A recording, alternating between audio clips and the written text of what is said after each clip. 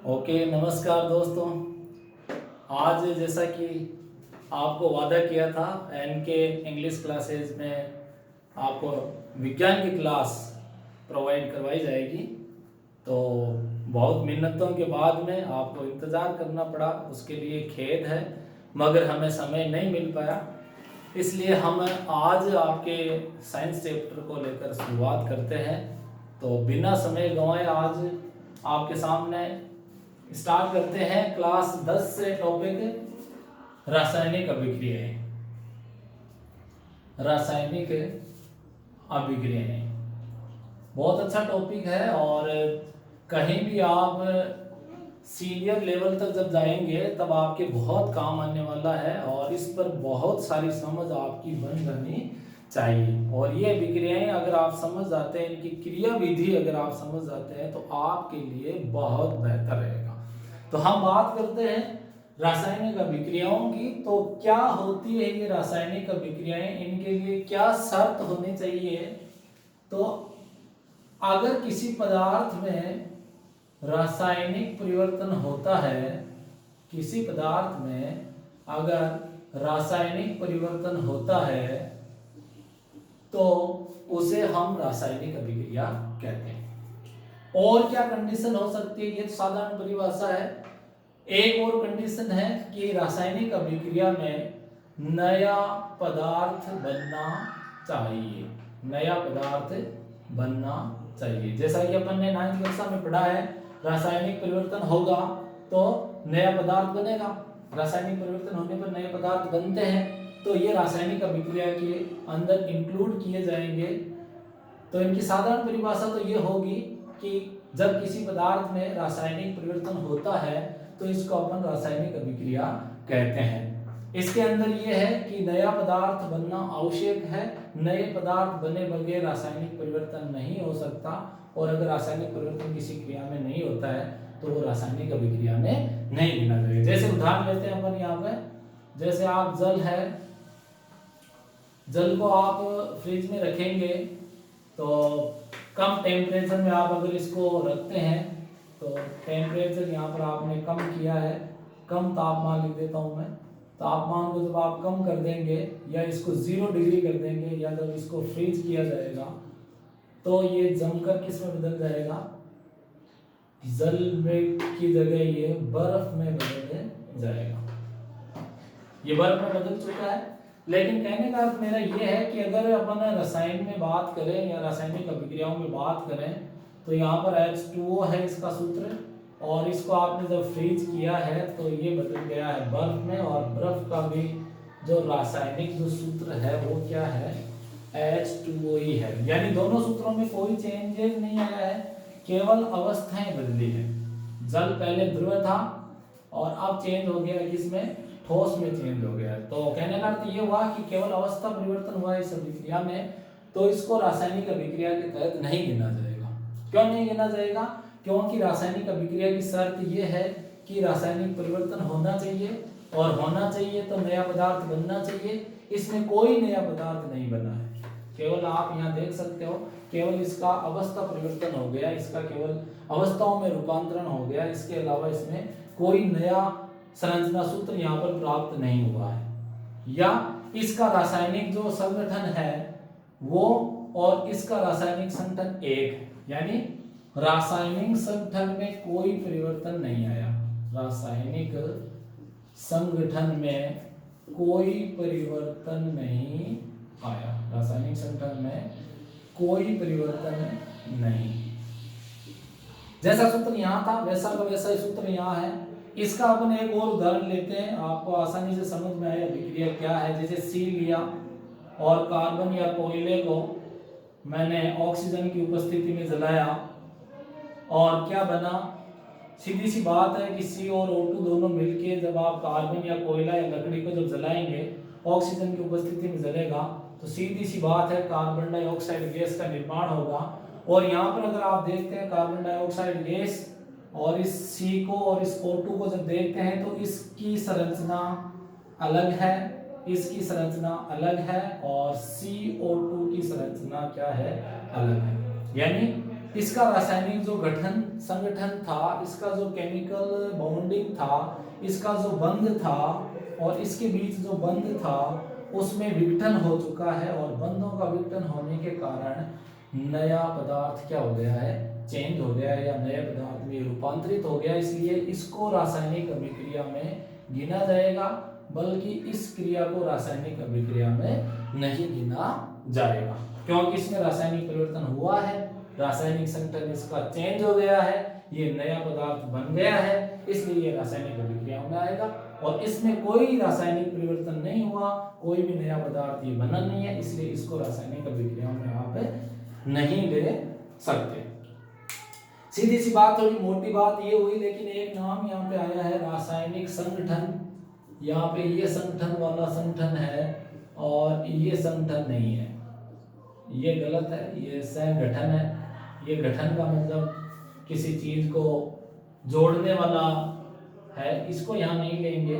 ये संगठन है, कंपोजिशन। कंपोजिशन का मतलब होता है कोई पदार्थ जब बनता है तो उसके बीच में कुछ आकर्षण बंध होते हैं और उनसे वो परमाणुओं से आपस में जुड़ा हुआ रहता है, जैसे, और अनुपात निश्चित रहता है। जैसे मान लो कार्बन ऑक्सीजन, जैसे ऑक्सीजन O2 है, ये तो सीधा सीधा एक परमाणु दिख रहा है आपको, लेकिन यहाँ पर जब आप दो परमाणु है तो इसका मतलब ये है कि ये जो जुड़े हैं वो इस प्रकार से जुड़े हुए हैं। ये जो बीच में दो लाइनें मैंने लिखी है, इनका ही नाम क्या है, रासायनिक बंध कह सकते हैं, या केमिकल को बांधने वाले बंध है, या बॉन्ड इनको कहा जाता है। ये बंध टूटेंगे क्योंकि इनमें जब आप क्रिया करवाएंगे तो जाहिर सी बात है, क्रिया करवाएंगे तो ये बंध टूटेंगे, और बंध नए टूटने से ही नए पदार्थ का क्या हो जाता है, निर्माण हो जाता है। तो रासायनिक बंधों का विघटन हो जाता है। तो अपन इसमें और नई बातें ऐड कर सकते हैं रासायनिक अभिक्रिया में। क्या ऐड कर सकते हैं तो ये संगठन है। संगठन का मतलब होता है केमिकल के अंदर जो परमाणु उपस्थित हैं वो किस प्रकार से व्यवस्थित हो गए। जैसे जल की बात करें तो जल का सूत्र H2 होगा, लेकिन इसकी जो रासायनिक जो संगठन है या रासायनिक जो जुड़ाव है, बंधों का जो जुड़ाव है वो इस प्रकार से, ऑक्सीजन के दो संयोजकताएं होती है, या अपन दो हाथ कह सकते हैं। ऑक्सीजन के दो हाथ होते हैं जिसमें एक हाथ पे एक हाइड्रोजन और एक दूसरे हाथ पे दूसरा हाइड्रोजन, तो दो हाइड्रोजन हो जाते हैं। दोनों हाइड्रोजन मिलके यहाँ पर कॉमन अपन ने H2 है, और ये O वाला ये O रहा। तो ये सीधा अणुसूत्र लिखा हुआ है, और ये लिखा हुआ है आपके सामने संरचना सूत्र। संरचना सूत्र आपको आना जरूरी है, थोड़ा बहुत आप जानते हो कि नहीं जानते तो इसका वीडियो आपके साथ डाला जाएगा, या फिर जब अपन बात करेंगे जब कार्बन वाले रिलेशन में, तब आपको संरचना सूत्र के बारे में और डिटेल से समझाएंगे। तब तक आप छोटी मोटी बातें जानेंगे तो आपके समझ में आ जाएगा। उदाहरण देखते जाइए।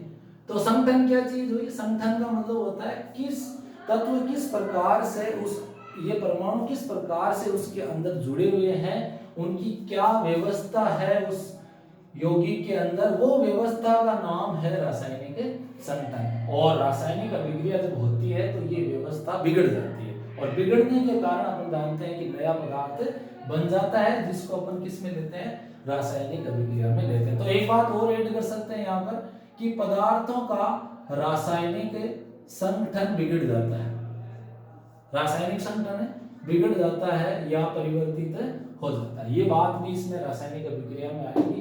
तो और चौथी बात अपन लिख सकते हैं, बंधों के टूटने के कारण ये सब मामला हो रहा है। बंधों के टूटने के कारण ये सब रासायनिक संगठन बिगड़ रहा है, नया पदार्थ बन रहा है, सारा परिवर्तन इन्हीं के कारण हो रहा है।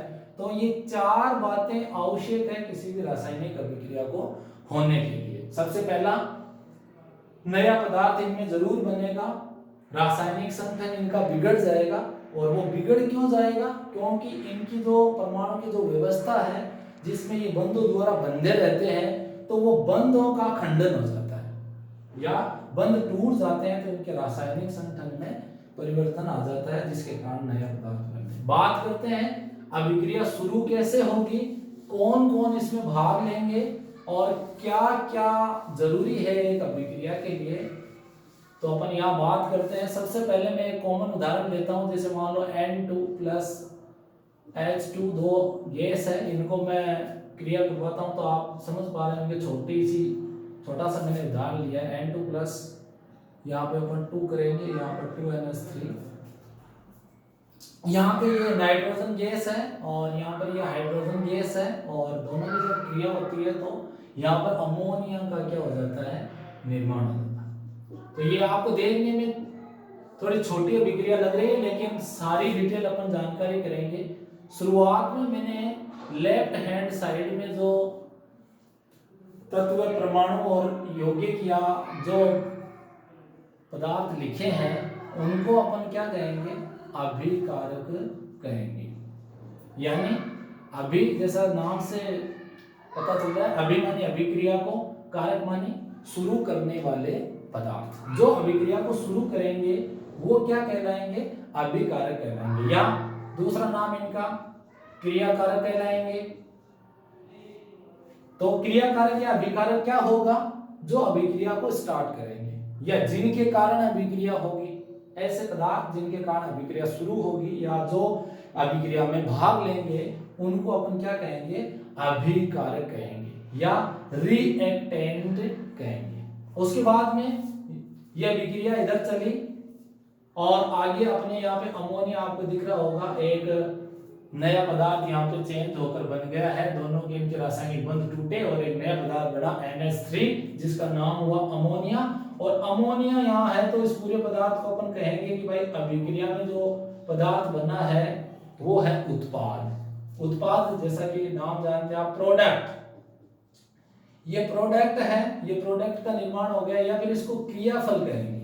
क्रिया के अंदर क्या फल मिला आपको, जो क्रिया करवाई आपने इन दोनों के बीच में, आपको क्या फल मिला, हमें इन दोनों के बीच क्रिया करवाई तो हमें ये फल मिला, तो इसका नाम हो गया क्रियाफल। अब क्रियाफल किधर आ गए, RHS यानी राइट हैंड साइड, यानी दाएं भाग पे जो हमने अभिक्रिया के लिखे हैं वो उत्पाद या क्रियाफल होंगे, और जो हमने बाईं ओर जो लिखे हैं वो अभिकारक या क्रियाकारक होंगे। दोनों की आप परिभाषा दे सकते हैं। अभिक्रिया में भाग लेने वाले या क्रिया को शुरू करने वाले जो कारक होते हैं, पदार्थ होते हैं, उन्हें अभिकारक या क्रियाकारक कहेंगे या रिएक्टेंट कहेंगे। और जो क्रिया के फलस्वरूप बनते हैं या क्रिया में हमें प्राप्त होते हैं उन पदार्थों को अपन उत्पाद या क्रियाफल कहेंगे। अभिकारकों को अपन LHS की साइड लिखेंगे, जबकि उत्पादों को अभिक्रिया के कहां लिखेंगे, RHS यानी दाईं ओर लिखेंगे। आगे चलते हैं। तो ये एक अभिक्रिया की सामान्य सी बात होती है। इसके अंदर और भी कुछ चीजें मैंने ऐड की है, जैसे मैंने यहाँ प्लस का निशान लगाया है। और भी एक अभिक्रिया का और उदाहरण ले सकते हैं आप, जैसे मान लो इसको एक अभिक्रिया अपने पास में HCl2 H2 प्लस Cl2, जैसे ये कोई अभिक्रिया है अपन ने इधर लिखी है, यहाँ पर 2HCl2 कर देता हूँ। तो ये अभिक्रिया अपन ने इधर लिख दी है, तो सॉरी H2HCl बराबर H2 प्लस Cl2। तो जैसे हाइड्रोक्लोरिक अम्ल मैंने इधर लिखा, इधर H2 गैस और इधर ये मैंने Cl2 भी गैस लिखा। और इसमें देखने लायक बात ये है कि इधर भी मैंने प्लस लगाया है, इधर भी मैंने प्लस लगाया है, यानी क्रिया कारकों की ओर प्लस है, इधर भी मैंने प्लस लगाया है। तो प्लस का जो काम है वो ये है, ये बताता है कि यहाँ पदार्थ 2 या 2 से क्या है, अधिक है, 2 या 2 से अधिक पदार्थ है, इसलिए बीच में हमें अभिक्रिया में क्या लगाना पड़ा है, प्लस का निशान लगाना पड़ा है। एक यहाँ पर आप देख रहे हो तीर का निशान है या एरो का निशान है। एरो हमें क्या बताता है, ये अभिक्रिया की दिशा बताता है कि अभिक्रिया किस ओर चली, अभिकारकों से उत्पादों की तरफ चली, या फिर अगर मान लो ऐसे लगाई हुई है, इधर अभिकारक लिखे हुए हैं तो अभिकारक से उत्पाद की ओर चली, या फिर मान लो इसको विपरीत किया जाए तो उत्पादों से ये किधर चली, अभिकारकों की ओर चली। तो ये दो मेजर चीजें आप ध्यान रखें, अभिकारक इधर, उत्पाद दाएं साइड में, और तीर का निशान या एरो का निशान अभिक्रिया की क्या बताएगा, दिशा बताएगा। और प्लस के जो मैंने निशान लगाए हैं वो क्या प्रदर्शित करेंगे, यहाँ उपस्थित पदार्थ 2 या 2 से क्या है, अधिक है। इन्हीं चीजों का उपयोग करते हुए अपन आगे सब अभिक्रियाओं को जानेंगे।